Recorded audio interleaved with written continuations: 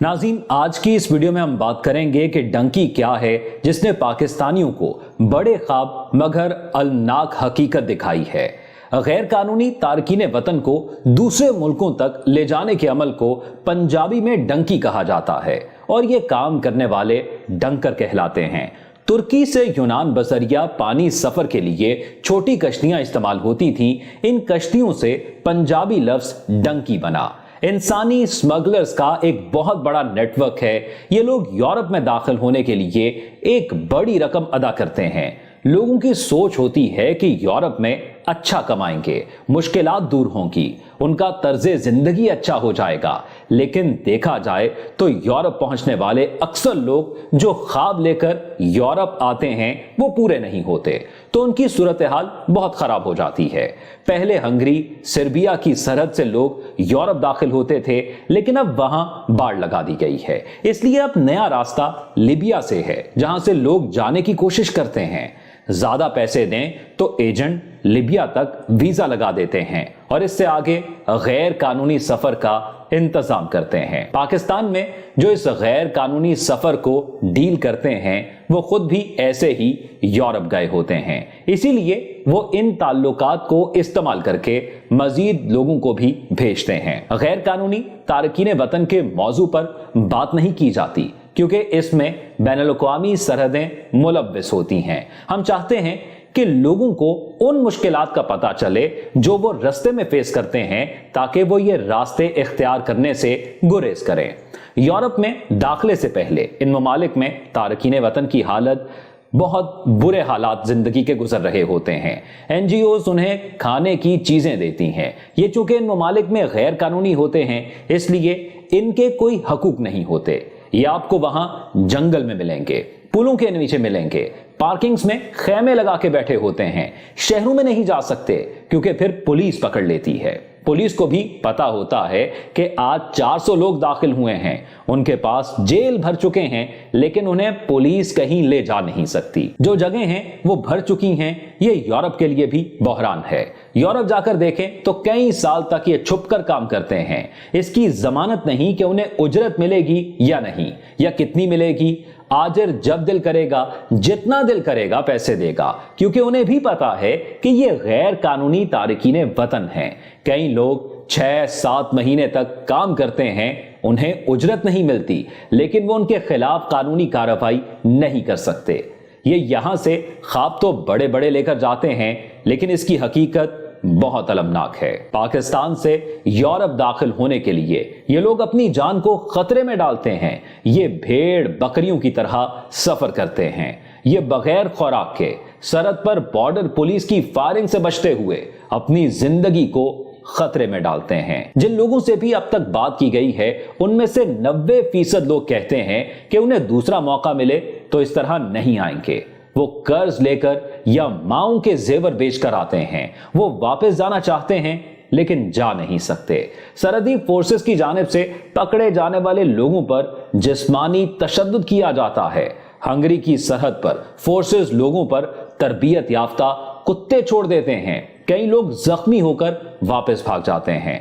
सर्दी में सरहद अबूर करने की कोशिश करने वाले तारकीन वतन के जिस्मानी आज़ा को इतना नुकसान पहुंचता है कि काटने पड़ते हैं। जो लोग मर जाते हैं, डंकर उन्हें वहीं कहीं जंगल में फेंक जाते हैं, क्योंकि वो लाश साथ ले जाने का रिस्क नहीं ले सकते।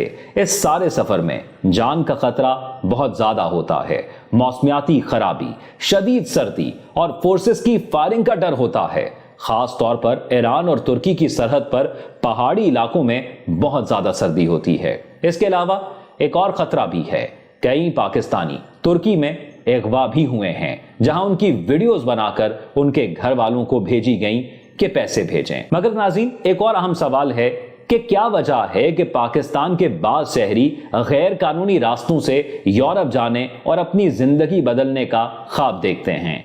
ये नौजवान यूरोप की जिंदगी से मुतासिर हैं और अपने हालात से परेशान हैं। उनके सामने ऐसी मिसालें होती हैं कि कुछ लड़के इन्हीं रास्तों से यूरोप पहुंचे और उन्होंने अपने खानदान वालों के लिए नए रास्ते तलाश किए और पूरे खानदान को संभाल लिया।